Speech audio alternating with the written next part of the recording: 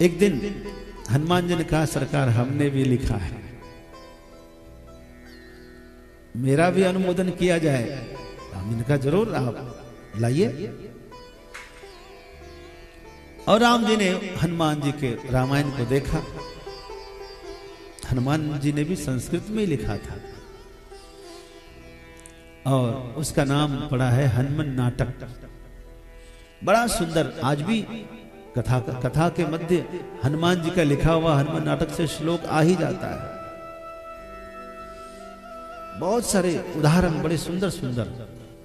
तो राम जी ने जब हनुमान जी के काव्य को देखा तो कहा बहुत अच्छा। महर्षि वाल्मीकि को दिया कि अब राम जी से तो हाँ हो गई है, हमारे काव्य को आप प्रमाणित करिए। लेकिन महर्षि वाल्मीकि ने जब देखा हनुमान जी की रचना को तो बोले, यदि जगत में ये वाला प्रसिद्ध हो गया तो मेरा प्रसिद्ध नहीं होगा, मेरा प्रसिद्ध नहीं होगा। कहा आप, क्योंकि आप तो अंग संग रहने वाले, आपने बहुत कुछ अच्छा लिखा है, हमसे बेहतर लिखा है।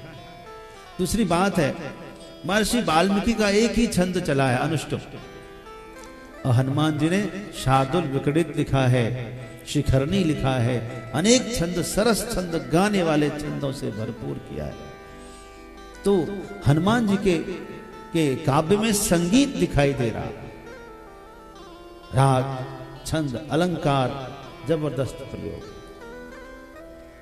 तो ये सब देख करके महर्षि वाल्मीकि मोहित हो गए, थोड़ा सहम से गए। हनुमान जी ने कहा क्या बात है,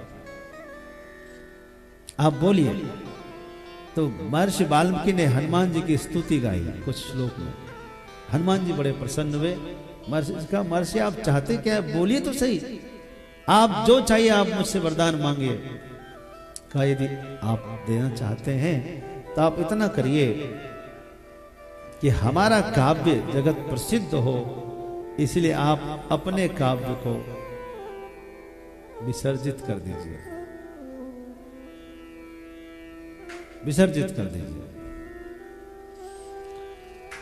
अब हनुमान जी ने कहा वचनबद्ध हूं, लेकिन मैं आपको एक श्राप दूंगा इसके लिए।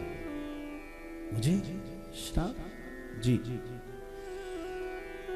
श्राप यह दूंगा कि जो व्यवहार आपने किया है, यह व्यवहार कोई कलयुग में प्राणी करता है, तो कलयुग में आपको फिर से अवतार लेना होगा